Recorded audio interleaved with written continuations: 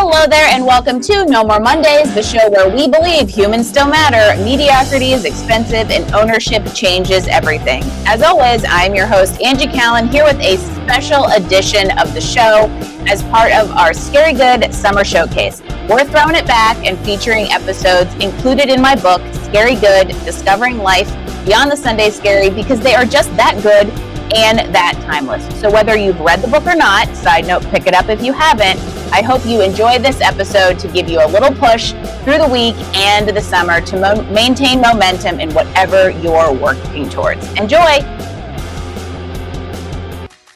Hello, everybody, and welcome to No More Mondays. I am your host, Angie Callen, and I've got a real legit question to ask all of you out there. Are you living your life for you? Or are you living life on somebody else's term? Or maybe even worse, living life according to what society tells us we should be doing with our lives, even though it might not align with who you are and something just isn't jiving?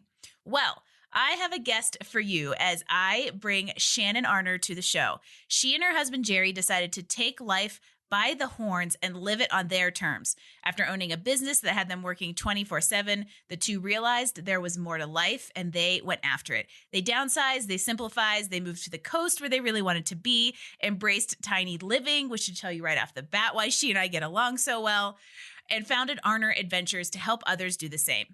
If you feel like you could get more out of life and stop letting life happen to you, keep listening as Shannon and I chat about everything from adventure to our mutual love of rescue pitties, tiny living, food, and more. Shannon, welcome to No More Mondays. Thank you. No more Mondays. No more Mondays. No more Mondays. I love it. That's what we're all about. That's right. That's right. I've got to give everybody out there a little bit of a teaser. I was on Shannon's podcast. Mm-hmm. We recorded it a few weeks ago. However, the stars are aligned and it dropped yesterday. Yes. So I will allow you to hit pause one time as you listen to No More Mondays, everybody, and go pull up Arner Adventures podcast with me because there's going to be a lot of, I have a feeling you could probably listen to them in either order because it's going to be kind of the flip sides of the story. So we had a great conversation when we recorded, and I'm excited to continue here. It's just a flow. You can do one and then just switch to the other, or it's just a to be continued, Totally. and you just keep it going. It's going to be great. We're just gonna overtake your podcast feed this week, everybody. Yeah. So let's start. For those of you that haven't listened to Arner Adventures yet, let's give them some context, Shannon. Tell everybody a little bit about what life looks like today and draw us kind of a picture of what you and Jerry have got going on. Yeah. So I'll give you the Cliff Notes version. In 2017, picture me in the midst of a mental breakdown, literally. I was physically and mentally drained. I said, I have to, we had a business that literally was 24/7. We worked in the pet industry. So we specialized in it's sort of like pet sitting, but it was also, we had vet techs on staff. So we did almost like home health for pets. So we kept pets in their home while their parents were away. So we also did dog walking and regular pet sitting. But if pets had special needs, we were able to take care of those things so that those pets could actually enjoy their lives and go on vacations and knew that their pets were going to be fine and they didn't have to be kenneled and boarded. So we had staff who did overnights, all of that. Well, we grew very fast. And of course, Jerry and I were backups. So if there were ever any issues, we got up in the middle of the night. We went. So it was literally 24/7. And because we loved animals, and we still do, but because we loved these pets and had them on our client caseload for years, they were like our family. Well, a number of things happened throughout that time, but as we grew and grew and grew in 2017, a number of things happened. And one day I said, I have to get away at least for the day. I have to at least go away for the day. And we drove here where we live now in Beaufort, North Carolina, and we went to the ocean. And I literally was sitting in the surf of the ocean, and the waves were just literally crashing on me. You cannot make this up. Oh no, and we have a picture. I have a picture of this. Okay. They were crashing on me, and I did not care if it carried me out. I just said, I can't do this anymore. If it carries me out, I just don't care. I cannot go back. And Jerry and I just sat there and looked at each other, and I said, I just can't do it anymore. I can't do it anymore. And we consulted a business broker who we've been talking to along the way. And I said, I don't care if we give this business away. Like, I love this so much, but I can't do it anymore. And there's a lot of psychological stuff that goes into, and you probably know this about, when you have so much empathy and compassion fatigue and all of that. But, hindsight's 2020. But we came back, and in the span of a few weeks, we sold that business, our client caseload. We sold the client list. We sold the business. We put our house on the market. In 24 hours, we sold our house. We sold most of our stuff because it was an all cash buyer who wanted us out in 30 days. So we put all of our stuff on Facebook Marketplace. We, had a yard sale. We were like, it has to go. And then we were like, oh, where are we going? What are we going to do? And we've always said, oh, okay, one day, we're going to be down in Beaufort. One day we're going to live on the coast, or one day we're going to live on some island. And we just started looking and said, oh, there's a 500 square foot little tiny home in Beaufort. And I think we're just going to go and rent it. And let's just go and figure it out. And we had hardly any money because honestly, we really didn't make a lot of money selling it. And we had payroll taxes. Any entrepreneur understands this. We had payroll taxes. We had to back pay all this stuff. And we came and literally had to heal. And we just had to spend time getting it together physically, mentally. And Arner Adventures was born. And it was born because we started a blog, because we got tired of people asking us by phone, by, whatever, through our family, what is happening? Have they lost their minds? They thought they were watching a train wreck is what it was. It was crazy. And this is where that idea of like society, your family, it's people who love you. So that it is out of love that the concern comes. But this is also where you have to be very careful of letting that advice weigh too heavily on your decision making to the point that it's actually harming your ability to move forward. And these kinds of changes don't come without big risk. Like, for all intents and purposes, you guys cut the cord and made a huge leap of faith. 100%. And I started that business in college. So without completely giving my age away, I had that business for over 10 years, almost 15 years. And it was a very difficult decision. So when I say, yes, I was sitting in the surf and said, I can't do it anymore, it's not like I made that decision right that moment to, okay, boop, cut it. But it literally all happened very quickly. But I had been making the decision. But had I not made that decision, I wouldn't be here today. I mean, there's just no way I would be here. But I think I started that business out of something that I loved. But there's something that you said on our podcast that I think is brilliant, and we can get more into that, is I think that you should cultivate your career around what you love and around your lifestyle. Like, have a lifestyle and then hopefully have a career that fits that lifestyle and make money out of it. I definitely was doing that job to pay for college, and I loved it. But then I got to where I did not love it. I didn't like the work of it. I wish I would have just been like, okay, let me volunteer. And I didn't know enough about the business sense to understand the growth of it and all of that. So again, hindsight is 2020. But when I feel like the picture that you painted with the beach and the just like that is what real burnout looks like. And yes. You were there. And like you said, if you and Jerry had not made the decision to make changes, and I actually think that like you needed the fast change, right? You were like, there wasn't much wick left on that candle. And it probably took that wick just to get that last 30 days all taken care of. And that's what burnout looks like. And if you go too far, you can really, really damage yourself. And I think that because, to tie this together to what you mentioned about the life career thing, we are very, very good at that in America because we have a culture that is very much live to work, not work to support your life. And I'm a big fan of design your life and figure out what you want from it and find a career that will support it, which is what you two did in moving on from this. And you were kind of figuring that all out in real time.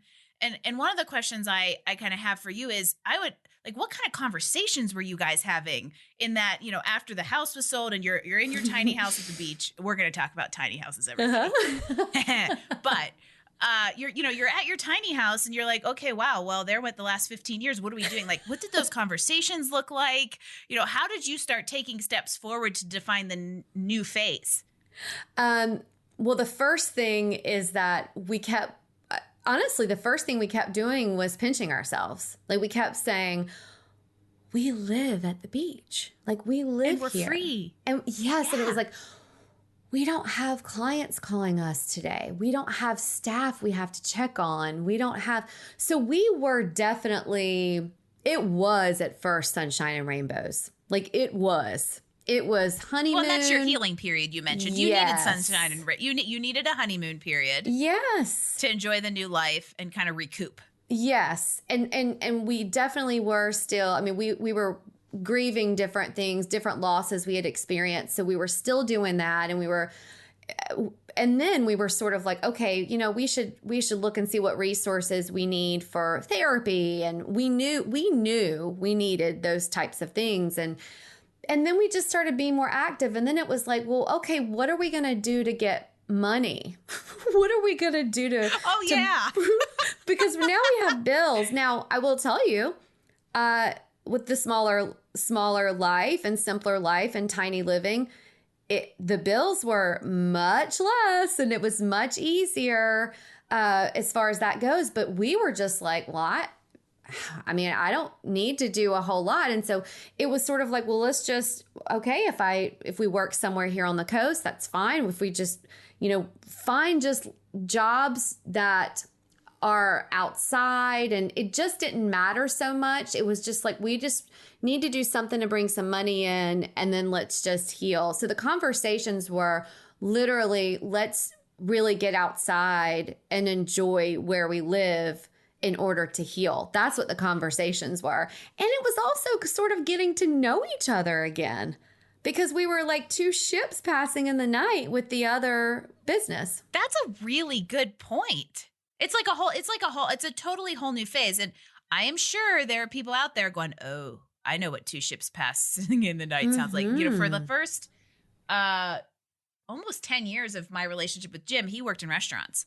And so there were, and I've always had kind of, let's call them day jobs. There were periods of time where we would see each other from like 10 a.m. to 2 p.m. on a Saturday. And that was like our time together. And it just starts to feel like, well, no offense, Jim, but like, it's like almost, what's the point? We don't even get to coexist. And so I'm sure that was just so refreshing to kind of like re-engage and lean back into your relationship because you had time to do that. 100%. 100%. That's exactly what it's. And we still say that now. I'm like, how do we have conversations now that we're still learning things about each other and we've been married this long? Well, it's because we had this business together and we were not talking. We were only talking about the business. And if we went to dinner, it was like, okay, so can you call this staff member and tell them, can you go and train? How are we going to do this? And it was never. They were always business meetings. Yes. Yeah. Never. This definitely strikes. So, and we are already, it was Shannon and I, when you listen to the episode of me on Arner Adventures, like through the course of the episode, Shannon and I are like, really? You too? I mean, they're like parallel lives here in lots of different ways, even some timeline stuff that I didn't know before.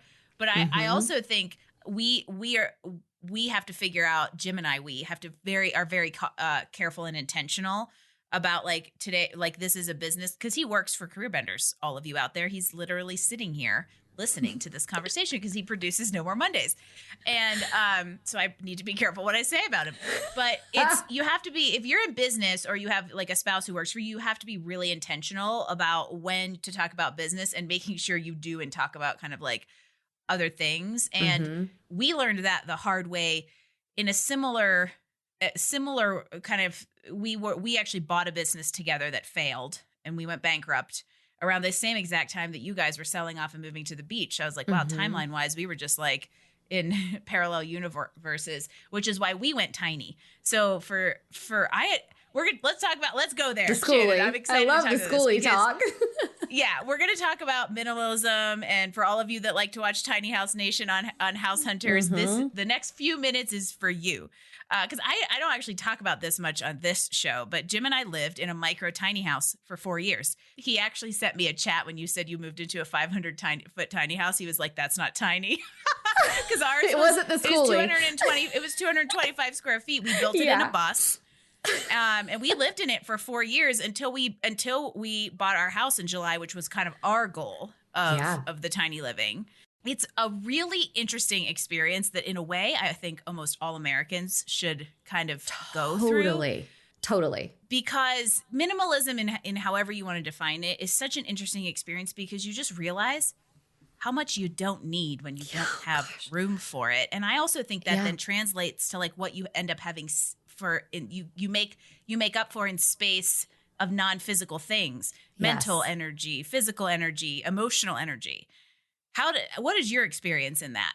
So I always say that I was two people.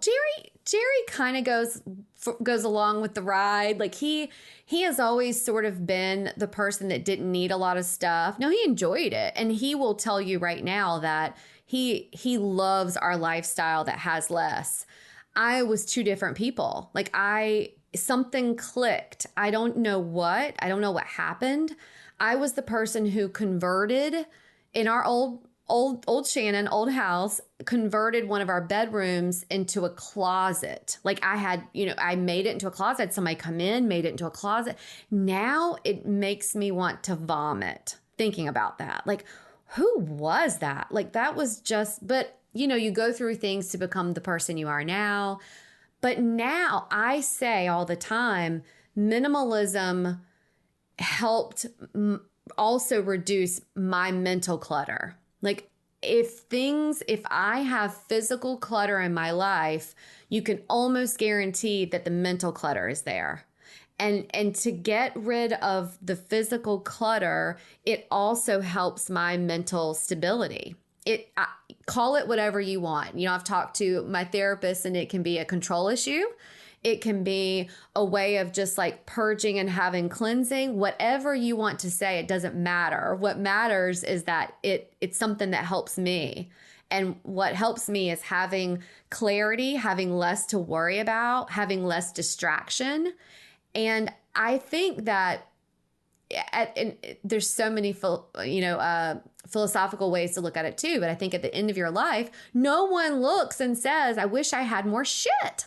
You don't say that. That's totally true. It really does come down to like, what are you going to regret? Yeah.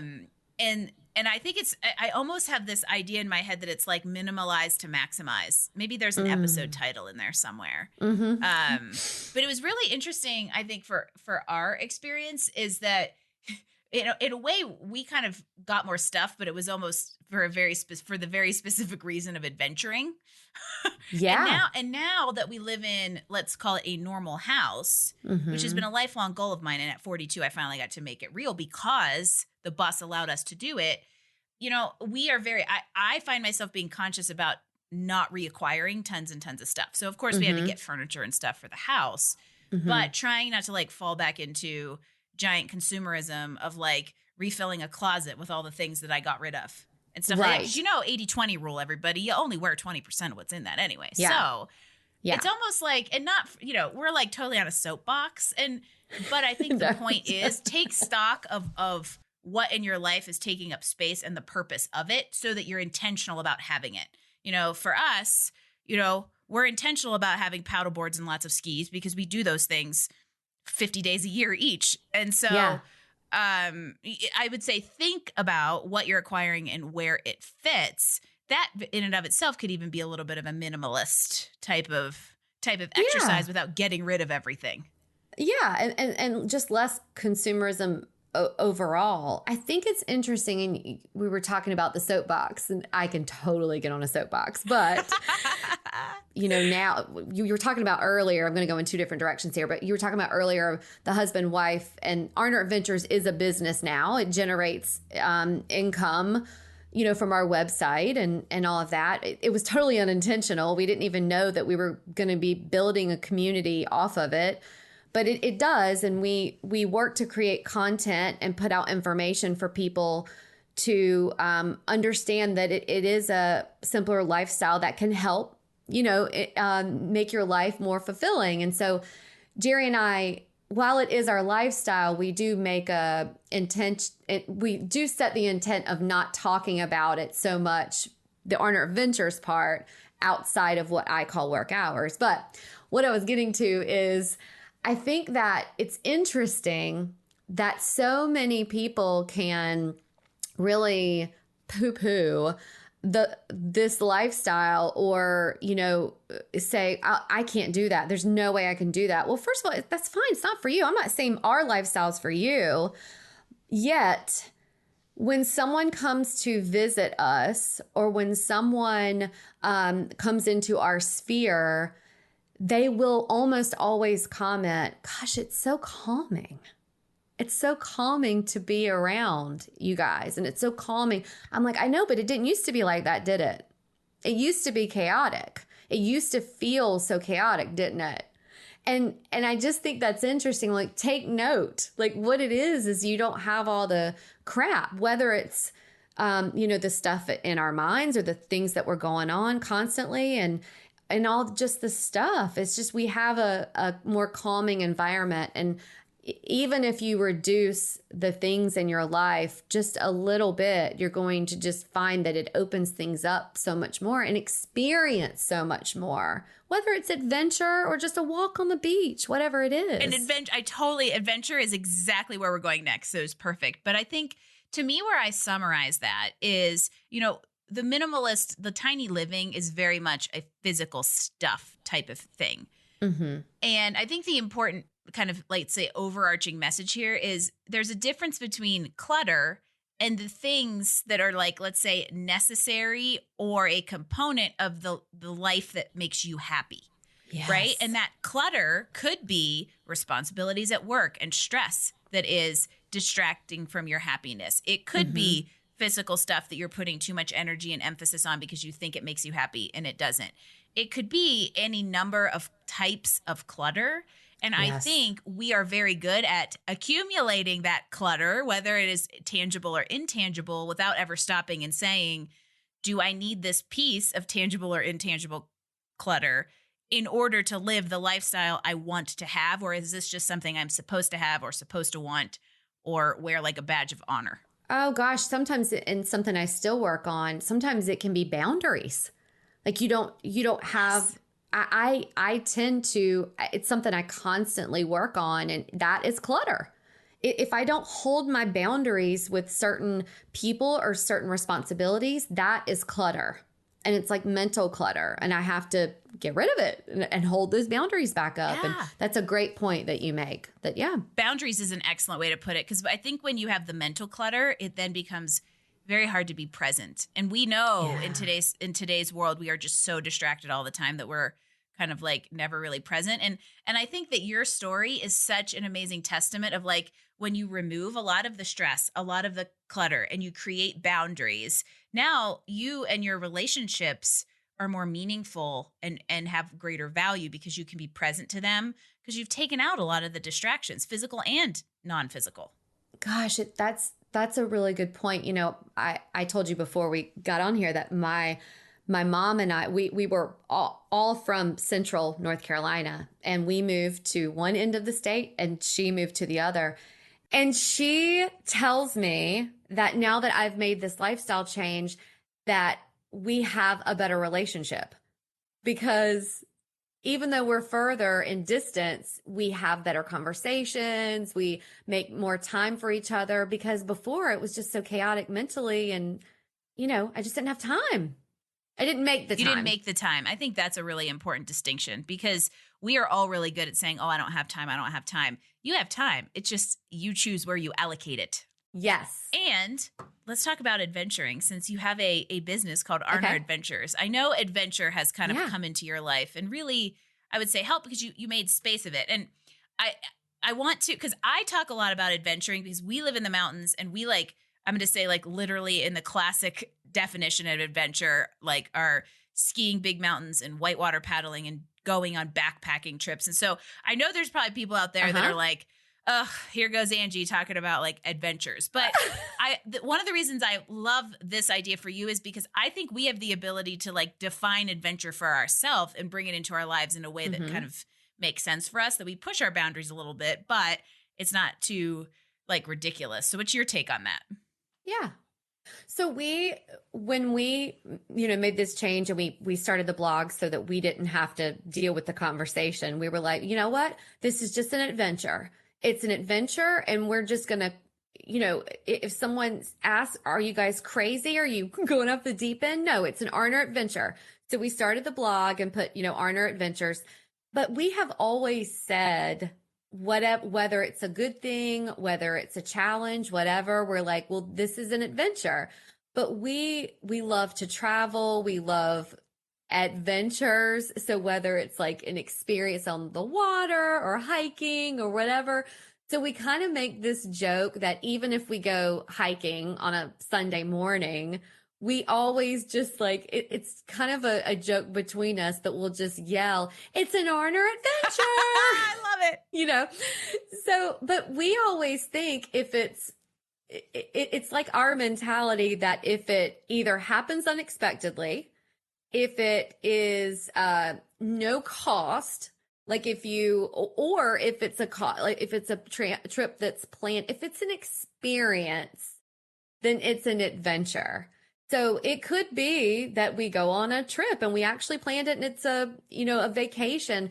I just feel like if it's something that is something that you experience in life, even our grief journey, to us later, you look back and you go, well, it was an adventure. It was an adventure because it was something we had to navigate. It was something that we worked on together and it was a journey and it brought us to where we are now. We experienced it. It was our adventure. So for us, it's the good, the bad, the ugly, and experience. It was our Arner adventure. So it doesn't have to be something that we go, hang gliding today. And that's where I draw the line there.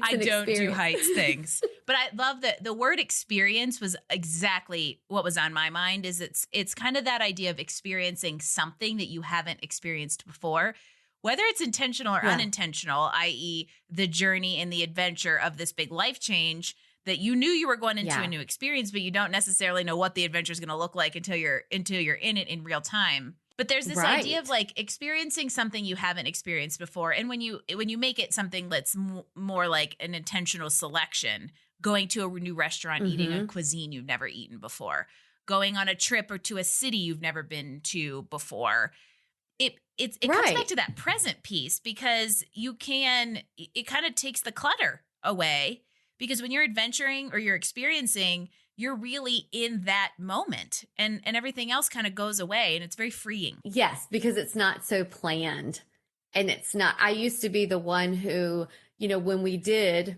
because I felt like we couldn't ever do it, but when we were able to leave, I would have the spreadsheet of all the things that we were going to do while we were gone. And now I'm like, yeah, let's, it's autumn. Let's go to New York and whatever happens, happens. And now I don't think about it and I can, be here now. I just feel like let's be here now and let's just experience it. Whatever happens, happens. And it sounds very woo-woo, but it's just a better way of living for us. I think that the other word we could tie to this is put a little spontaneity in your life. We are so planned, guilty as charged. Thank God I have a husband who is the opposite of me and actually makes me go do fun things and things that I didn't put in my calendar. Otherwise I would be even more square than I already am. And that's where I think it is like, go do something different, do something you didn't plan, and just enjoy the ride. Yeah. I mean, look, I still live and die by my Google Calendar. Okay. I still have everything in my Same. batch work days, all of that. But I still have my off times. And that's when I'm like, okay, I'm going to live in the moment. And, you still have to live your life in I mean, I still have to live my life in a structured way for work and for other things, but for the experiencing life, I want to experience it in a be here now way. Yes, absolutely. So let's give everybody out there some advice. What I guess what tools or actions somebody out there is going, man, I wish I could just be more spontaneous. I wish I could just go do the thing. Like, what advice do you have for people out there who might be in that place and don't know how to take a step forward? They know they're not where they should be or want to be, but they're like, okay, what do I even do? How do they get the ball rolling? So I feel like when people hear, and that's why I wanted to make sure that I said, we didn't make this decision in one single day, right?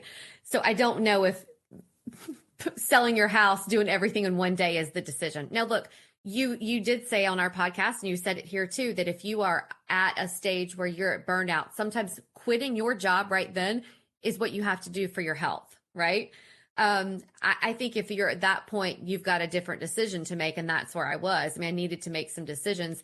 And there's all these studies through like the Great Resignation, and people who sometimes are like, I don't care how I get through it. I will work a drive-through. I will wash cars. I'll do whatever I need to do to get out of this terrible situation. Right.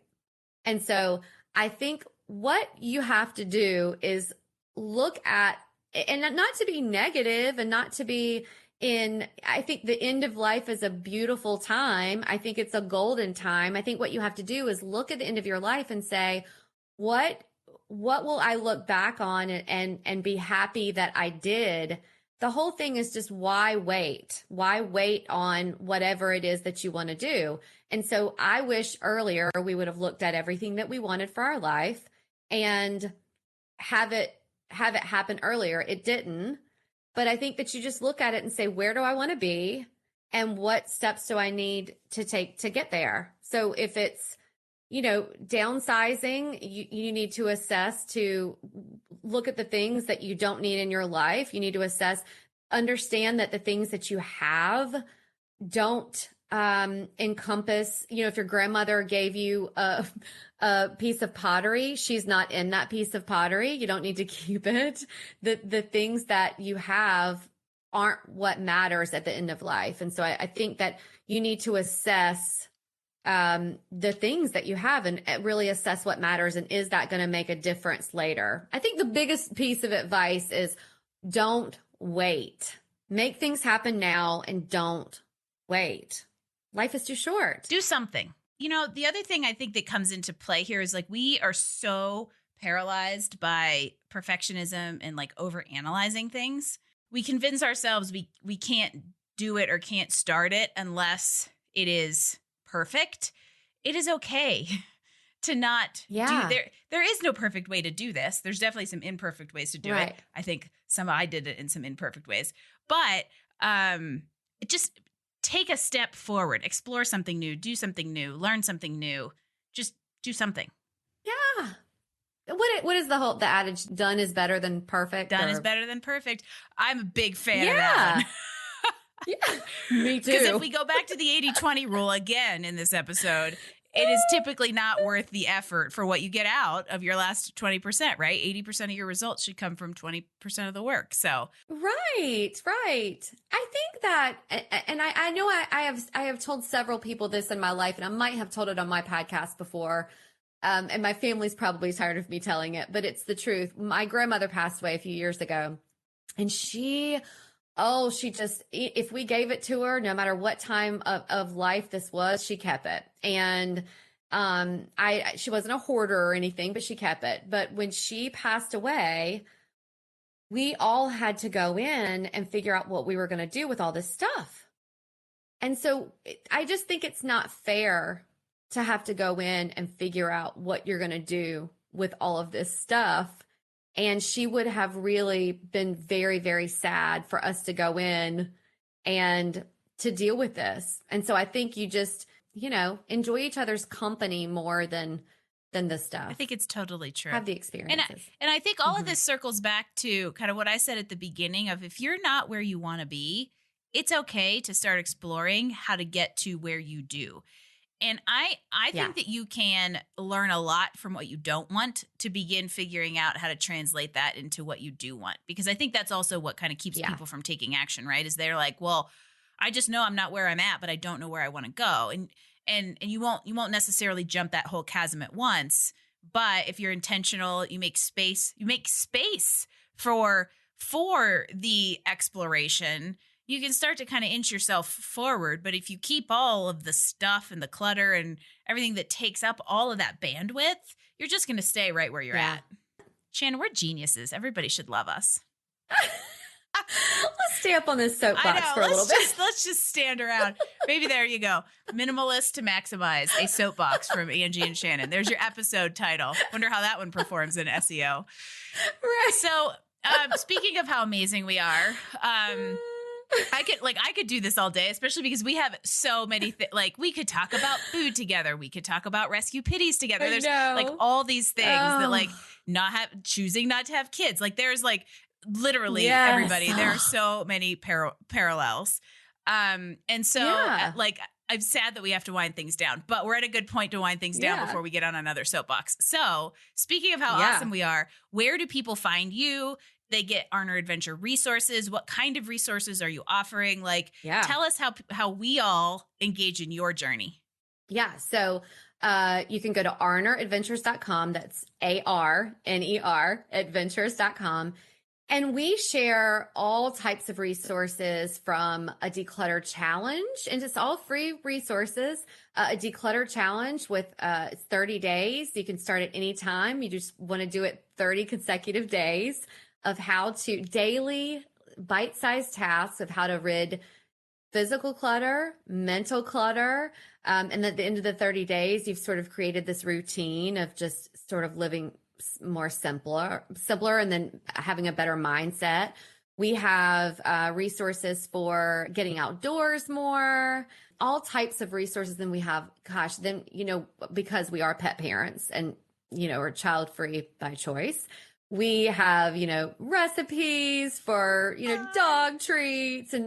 And we also think it's really important to live a sustainable life. So we have garden tips and all kinds of things about living simpler. And so there's all these studies that show, and why we moved here, about, living by the water. And so we have lots of things about living by the ocean and then protecting it and keeping it clean and, sustainability facts and all of that good stuff. So arneradventures.com, our website and blog, is the home base for everything. Move over, Marie Kondo. Here comes Shannon Arner.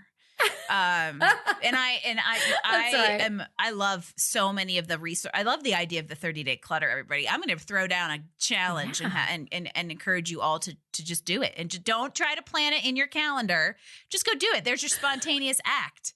But I think that there's so many elements there of not only kind of simplifying and streamlining your life, but also doing it in a way that makes us good stewards for this place that we live. For you guys, it's oceans. For us, it is rivers, and we have a huge water issue here in the West, and protecting our winters and all those kinds of things. So I love that you bring that in as well. Have you read the book, Blue Mind? No, I love when people throw out book recommendations here. Tell me more about that. So he wrote a book about he did all this research about the studies of how important it is to, of course, protect water, but studies that show the healing properties of being near water. And even, your heart rate, just if it's even just being near bodies of water, it just reduces. And I read it right before we moved here, and I've reread it several times. It can be a little imposing. It's a thicker book, but it's well worth the read. I highly encourage you to read it. And that's the kind of read that comes to you the first time exactly when you needed it. Like that was not a coincidence that you happened to read that right before going to the beach at a time when you're really burnt out. But even if you're didn't consciously or really know that there is statistically proven water can it does have healing properties. Just think about like how good does it feel to go to the beach, or if you went to a lake or something like that, it does. Or if you're even in proximity to water, you can you can't see it, but you can feel it. It is totally true. So, hey, there's another first step you could make. Plan a trip. Go to the water. Yeah. Just go hang out by some water. Exactly. It's funny when and maybe this was an accident, but when I first started Career Benders, I had this video on my homepage, and it was me sitting by a river talking about how you should get outside to go find inspiration. How's that for full circle, Shannon?